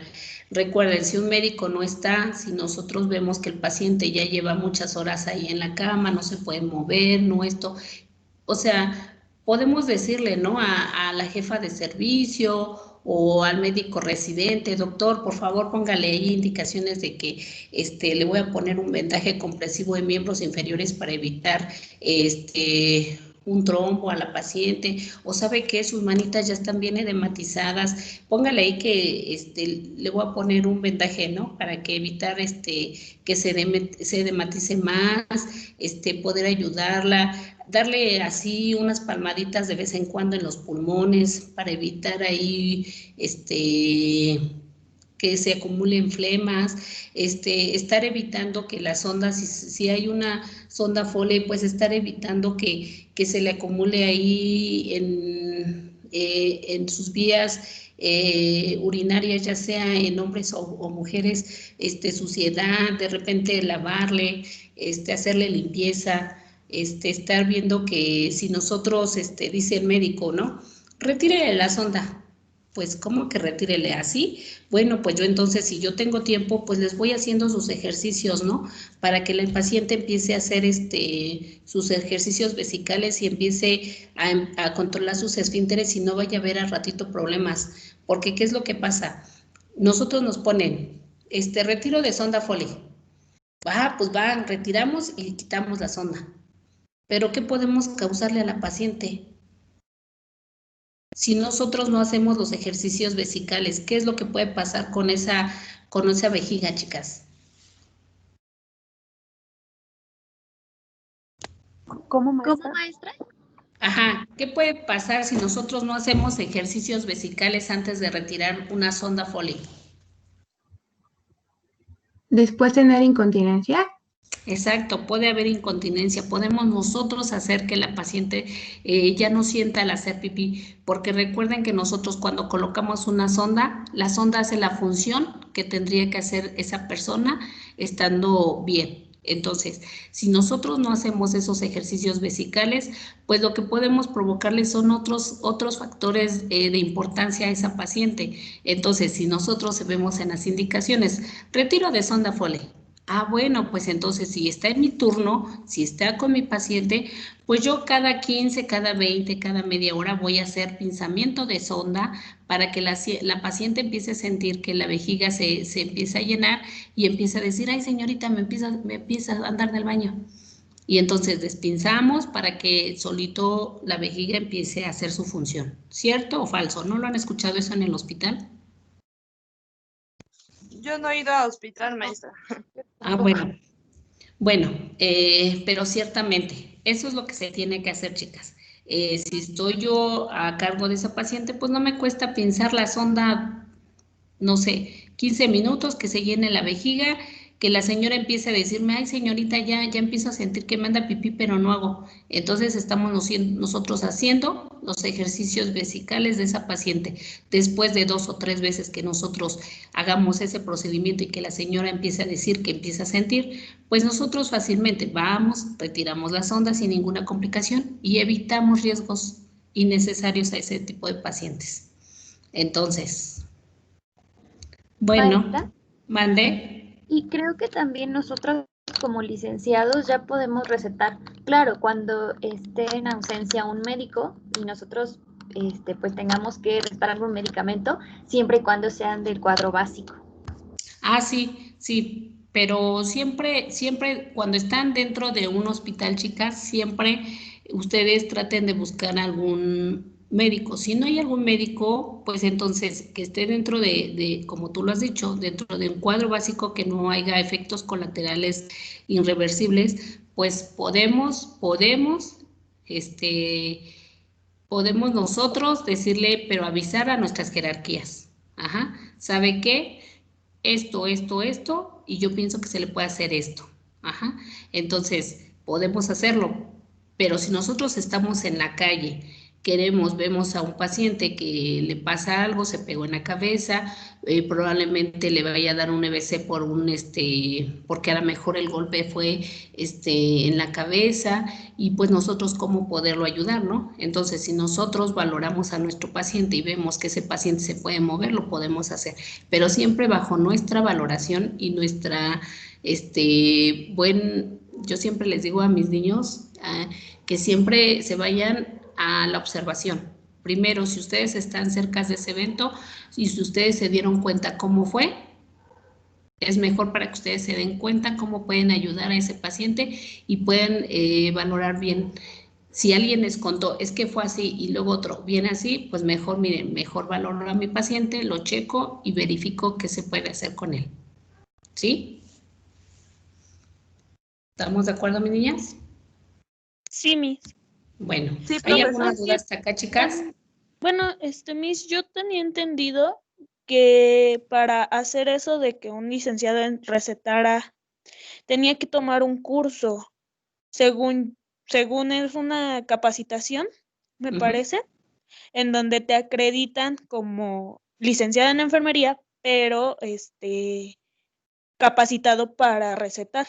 Y creo que esos cursos ya te capacitan hasta para recetar medicamentos, no solo de cuadro básico. Sino ya para... De hecho, Aiko, en el artículo 28 bis de la Ley General de Salud, terminando la licenciatura de enfermería, ya puedes recetar los cuadros básicos, los medicamentos del cuadro básico, claro. Pero del curso, a lo mejor sí, pues. Sí, o sea, sí, pero de lo cuadro básico sí se puede, pero yo me refería a ya si querías un Más poco más especial. avanzado. Ajá. Ah, muy bien. Sí. Sí, mis niñas, todo se puede hacer siempre y cuando nosotros,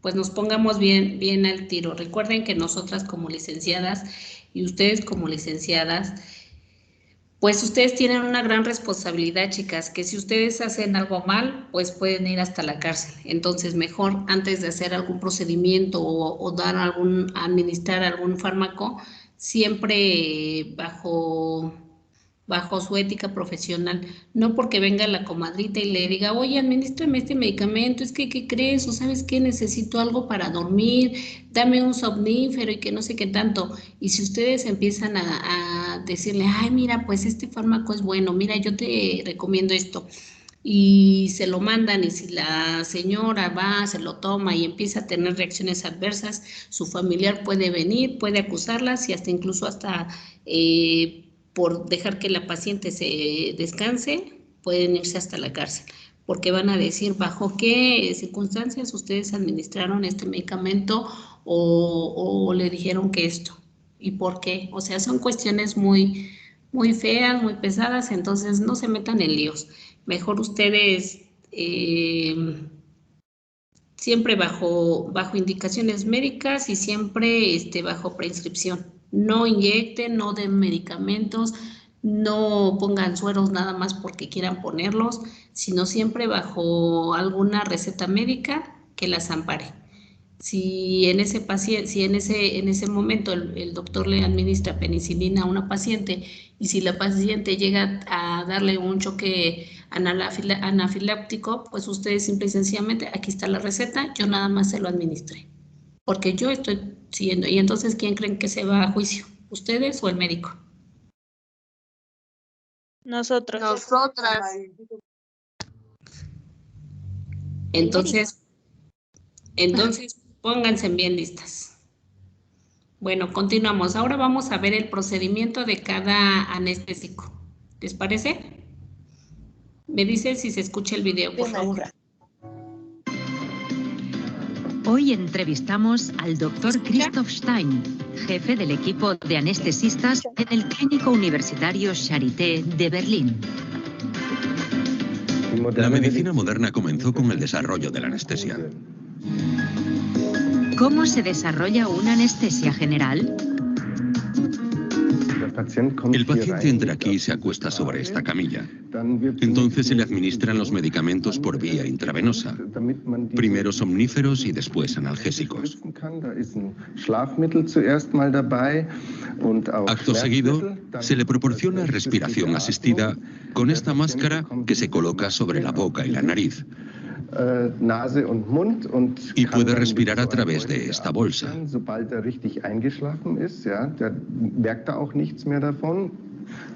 Una vez dormido ya no siente nada más. El siguiente paso es la intubación. Este tubo se inserta en la tráquea. Para ello se usa un laringoscopio que permite mirar en el interior de la cavidad oral. ¿Se administra por vía respiratoria o intravenosa? La mayoría de las veces por vía intravenosa, pero existen casos aislados. En los niños la vía respiratoria con gas suele ser más efectiva.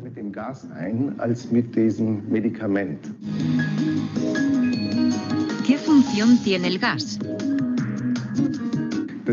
El gas ayuda a dormir al paciente. Tiene muy poco efecto analgésico, es prácticamente nulo. Para conseguir dicho efecto se requieren otros medicamentos que se administran por vía intravenosa. En la mayoría de casos se utilizan opiáceos potentes como la morfina o el fentanilo.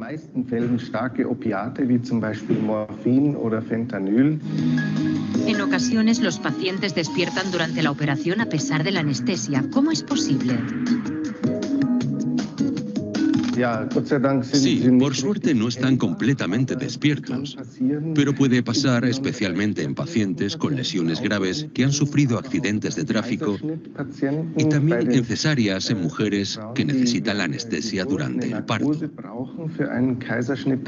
En este tipo de casos hay que dosificar la cantidad de medicamentos para que no pasen a los bebés, o por lo menos en cantidades ínfimas. En estos casos puede pasar que el paciente se despierte, aunque por suerte no es plenamente consciente, pero a veces sí puede recordar algunas cosas.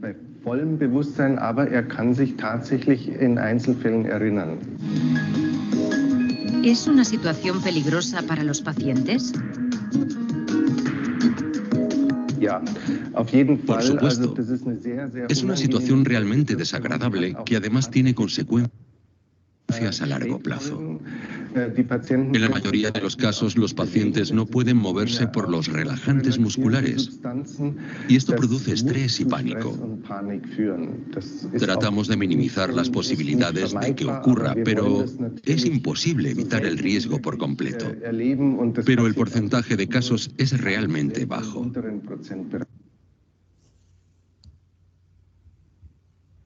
Se acerca el Buen Fin con las mejores promociones solo en Telcel. Este es el mejor momento para aprovechar y estrenar el smartphone que está en tu mente.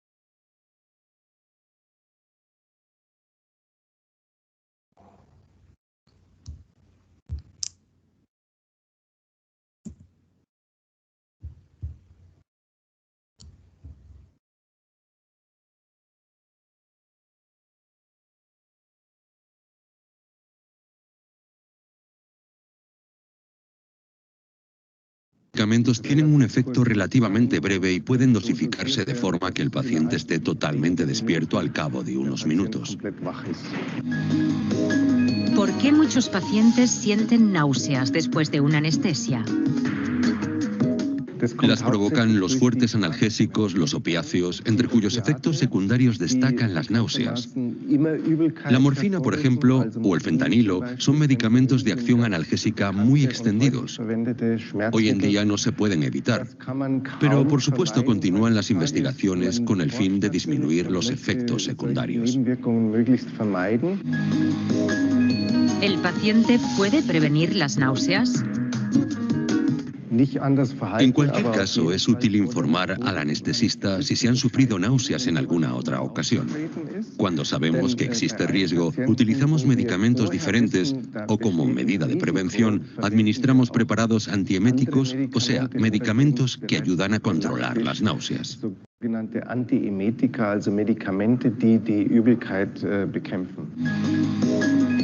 ¿Qué provoca la tos y el dolor de garganta?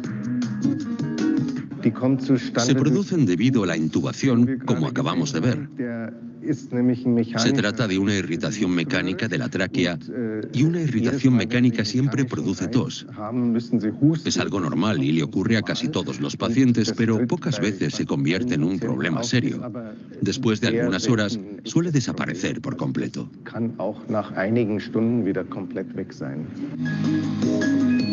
¿Es peligroso recibir una anestesia varias veces seguidas? En realidad, no supone un gran riesgo, o sea, no provoca otras enfermedades. Normalmente, los medicamentos tienen un efecto tan corto que son inofensivos, incluso en los casos en los que se anestesia cada 2 o 3 días, en pacientes con heridas de gravedad, por ejemplo.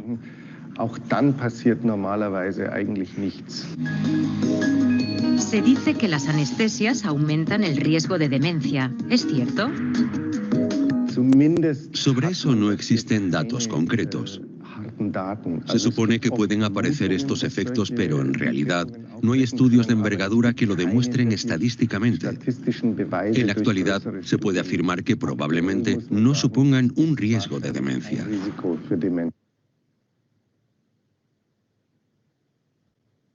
Entra a Mercado Libre, elige el producto que más te guste.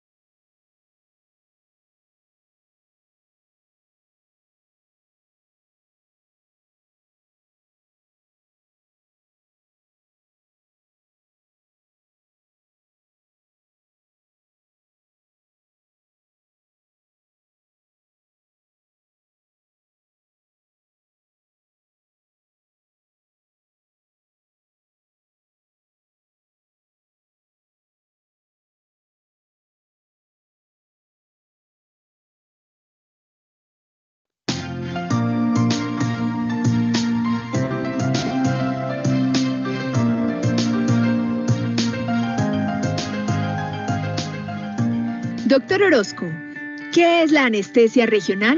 La anestesia regional es una técnica que se utiliza en la anestesia para bloquear o dar anestesia en una región del cuerpo. Generalmente es una región que está inervada, entonces se infiltra el nervio o un grupo de nervios para así tener una zona totalmente libre de dolor y que se pueda realizar un procedimiento quirúrgico.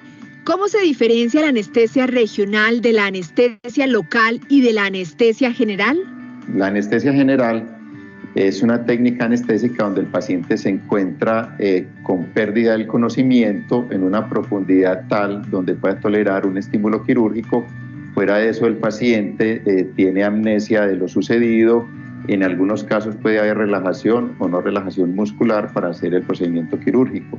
La anestesia regional es una técnica anestésica en la cual hay una zona del cuerpo que está aislada a través de bloquear un nervio o un grupo de nervios, para lo cual esta zona queda sin sensibilidad y se puede realizar en ese sitio una intervención quirúrgica. La diferencia en este caso con la infiltración local es que la infiltración local es simplemente un trayecto, un pedazo del cuerpo donde muy local se pone el anestésico local para que el paciente pueda tolerar el estímulo quirúrgico. En este caso, la anestesia regional puede tener un componente de sedación o no sedación dependiendo si el paciente prefiere estar despierto o estar dormido. Una regional puede ser la mano, puede ser el brazo o el antebrazo. Una anestesia local es simplemente para sacar tal vez un lunar o un quiste o alguna cosa muy localizada. Esta técnica finalmente es simplemente infiltrar la piel. La anestesia regional es llegar a un nervio a través de una técnica, ponerle una anestesia local al nervio para que todo un sector del organismo quede con anestesia. ¿Cómo se realiza la anestesia regional? Tenemos básicamente tres formas de realizarlo. Se puede realizar por conocimientos anatómicos, dónde se localiza el nervio. Entonces podemos definir que si el nervio mediano pasa por este sector, se tienen unos puntos de referencia y se trata a ciegas de llegar al nervio y poner el anestésico local. Esa era la técnica que se utilizaba hace muchos años. Tenemos un estimulador de nervio periférico, que es un aparato que produce un estímulo nervioso que a través de una aguja y a la cercanía con el nervio va a producir una contracción muscular del grupo muscular que inerva dicho nervio. Supongamos si cogemos el mediano inerva los músculos flexores y hace un movimiento de flexión de la mano, y a través de esos estímulos uno asume que está junto al nervio, deposita el anestésico local y produce una anestesia regional en la mano, en este caso en el sector inervado por el nervio mediano. Actualmente tenemos un ecógrafo, que el ecógrafo es un aparato utilizado en medicina para muchas cosas. En anestesia básicamente se utiliza para localizar un nervio. Simplemente a través de un transductor, ¿sí? Con el transductor localizamos el nervio que deseamos, en este caso aquí vemos el nervio mediano, y a través de una aguja vamos a llegar al nervio mediano. Con visión de lo que estamos haciendo vamos a infiltrar alrededor del nervio y vamos a tener un procedimiento más seguro y más efectivo en el caso de una anestesia regional. ¿Cuáles son las ventajas de la anestesia regional? La anestesia regional tiene varias ventajas. La más importante es que podemos tener un paciente despierto o con una sedación, sea superficial o profunda, y que el paciente puede ser llevado a una intervención quirúrgica. Fuera de eso, la otra ventaja importante es que la analgesia posoperatoria es bastante buena. En algunos casos puede llegar hasta 16 o 18 horas de analgesia posoperatoria, que nos va a hacer que el paciente esté en mejores condiciones. Fuera de eso, a nivel de cirugía ambulatoria, tenemos que los pacientes tienen menos tiempo de recuperación y se puede ir más rápido para su casa. ¿Cómo identifica el médico cuál tipo de anestesia debe aplicar? Cuando el paciente va a una intervención quirúrgica, se cita previamente a una consulta preanestésica, y en la consulta preanestésica se habla con el paciente, se les habla de los pros y los contras de las diferentes técnicas anestésicas, y con él se decide qué tipo de anestesia. En el caso de la anestesia regional, entonces uno le habla de las ventajas que ya hablamos, de las desventajas, de las posibles complicaciones, y si el paciente accede a la anestesia regional, ya en cirugía se le hace el procedimiento. ¿Qué riesgos tiene el procedimiento de la anestesia regional? Básicamente son los riesgos de una punción como una inyección. Entonces, a nivel local tenemos el riesgo de dolor, de infección en el sitio quirúrgico. También tenemos la posibilidad que con la aguja podamos lesionar el nervio y producir lesiones como hormigueos o parestesias en la región donde se va a hacer el procedimiento. Pueden haber hematomas en el sitio de la punción, pero generalmente son procedimientos muy inocuos con complicaciones pues realmente muy escasas. ¿Qué recomendaciones básicas debe tener en cuenta un paciente antes de que se le aplique la anestesia regional? Cuando un paciente va a ser intervenido con anestesia regional, la idea es que sean las mismas requisitos que para una anestesia general. El más importante es el ayuno. Generalmente estos pacientes van bajo sedación, y bajo sedación el paciente tiene que tener mínimo más o menos 6 horas de ayuno. Fuera de eso, tiene que tener el sitio donde se va a hacer la punción, que sea un sitio que esté limpio y que no tenga inicialmente ningún tipo de lesión dermatológica y de infección, para que no corra el riesgo de contaminación. ¿Qué debe tener en cuenta un paciente después de haberse aplicado la anestesia regional?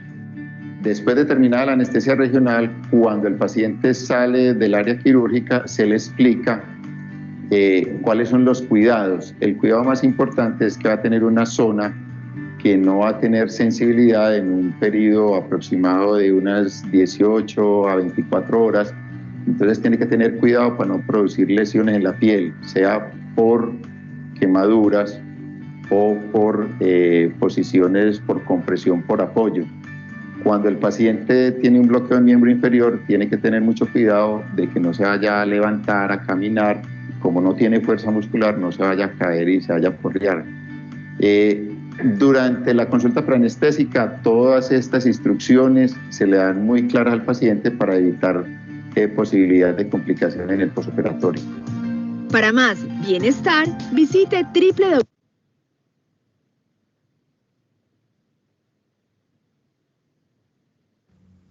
Bueno, chicas, ¿cómo vieron estos videos? Buenos. Hola.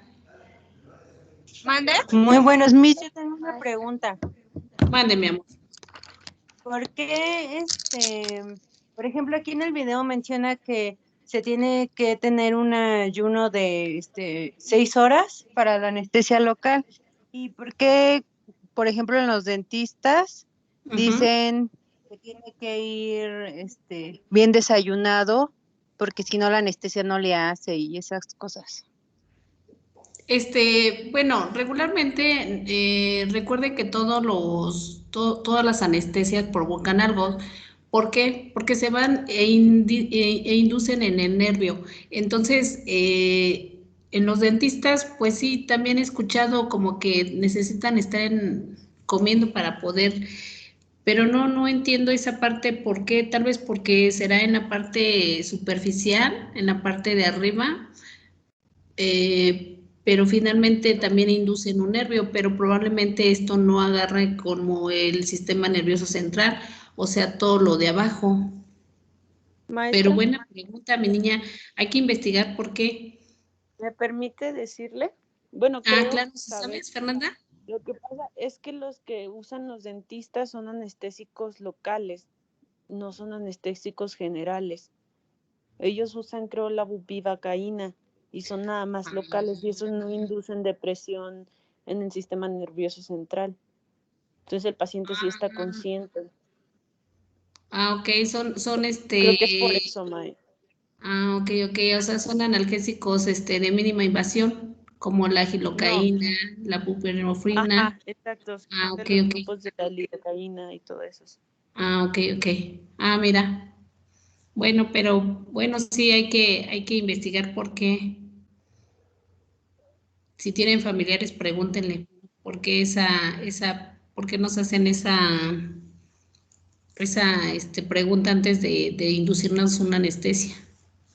Y sí, en realidad, como dice María Fernanda, probablemente a lo mejor por los fármacos que ocupan ellos, que no son tan invasivos. Pero bueno, está bien, Natalia. Gracias, Miss. Gracias, Fer. Sí, mis amores, ¿alguien más quiere pues preguntar, comentar? Recuerden, Sí, yo chicas, el foro ya está habilitado, se cierra hoy. Los que no se han metido a terminar, por favor, terminen. Recuerden que todo cuenta. ¿Hasta qué hora está el foro, profe? Hoy hasta las 11:59, pero no se confíen, porque luego las plataformas cierran antes. Yo lo programé hasta las 11:59. Por favor, no se confíen. Es más, si ahorita tienen un poquito de tiempo, pues háganlo. ¿Sales? Profesora, ¿Vale? ¿esta presentación ya la subió a Blackboard? No, mi niña, la subo al ratito, subo ya las que me faltan. Pues no, es que les dije que les iba a juntar varias y ya subirlas, pero ahorita las subo. Sí, muchísimas gracias, por favor. Sí, bueno, cuídense mucho, las veo para la siguiente clase, ¿les parece? Igualmente, hasta luego. Cuídense, bonita tarde. Gracias, Miss, hasta luego. Hasta luego, mis niñas, bonita tarde. Hola, profesora, buenas tardes. Buenas tardes, ¿quién habla? Soy Julio Santés. Había tenido problema al principio para entrar, pero ya me integré normal en cuanto... Julio Santés. Sí, Miss. Sí, Julio César. Sí, muy bien, mi niño. Ya estás con tu asistencia, mi amor. Ok, profe, muchísimas gracias. Órale, cuídense mucho, los veo para la siguiente clase. Hasta luego. Hasta luego.